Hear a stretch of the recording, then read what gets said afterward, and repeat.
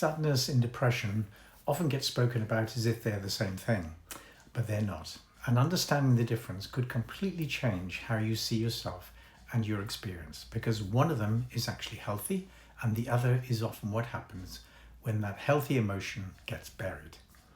So let me explain. Sadness is a natural human emotion. It's something we are meant to feel. It shows up when something has gone wrong, when we've lost something, when we've been hurt, rejected, or disappointed, or when life simply hasn't gone the way we'd hoped.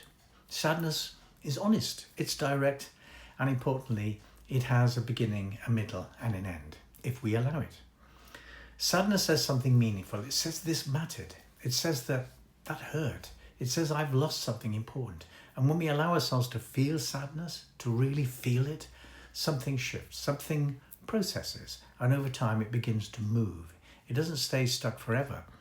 But depression is different. Depression often isn't the original emotion. It's what I would describe as a secondary state, something that sits on top of the original feeling. And in many cases, depression is what happens when sadness is simply not allowed, not expressed, or not even recognized.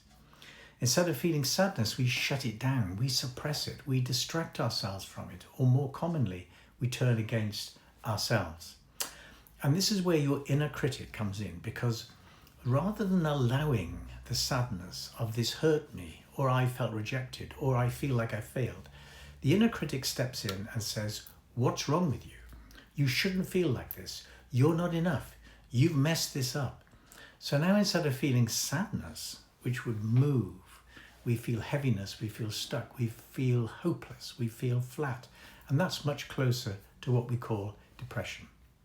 In other words, sadness is an honest emotional experience. Depression is often an emotional shutdown.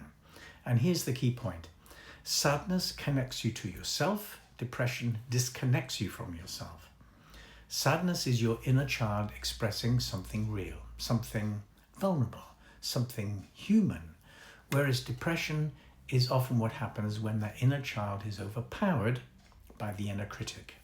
When the system inside you says, this feeling is not safe, this feeling is not allowed. So instead of feeling, you numb, you withdraw, you lose energy, you lose motivation, and you can even lose a sense of who you are.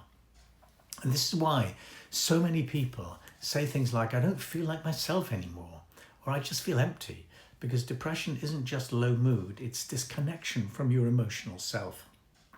Now there's another layer to this, and it's important because underneath this dynamic is often a fear. And that fear can be abandonment.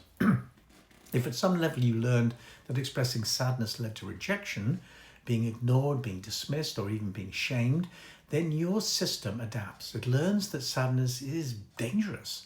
So your inner critic steps in, not just to attack you, but to control you, to stop you from feeling something that once felt unsafe.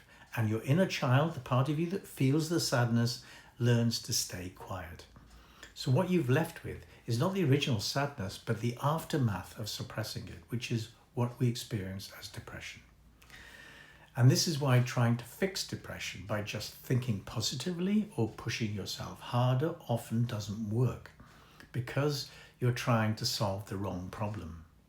The work is not to get rid of sadness. The work is to safely reconnect to it. Because when you allow sadness without judgment, without criticism, and without trying to rush it in any way, something very different happens. You begin to reconnect with yourself. You begin to understand yourself. And that's where healing starts. In the work that I do, we're not trying to eliminate emotions. We're trying to understand the relationship you have with your emotions, particularly the relationship between your inner critic and your inner child. Because when that relationship changes, when the critic softens and the child feels safe enough to express what it feels, depression often begins to lift. Not because you forced it away, but because you've addressed what was underneath it all along. So if you're someone who feels stuck, flat, disconnected, or like you've lost yourself, I want you to consider this.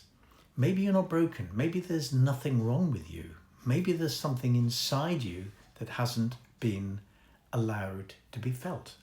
And the moment you begin to understand that, everything can start to change. If you'd like help with your depression, get in touch. Visit my website, book a free discovery call. Let's see what's possible.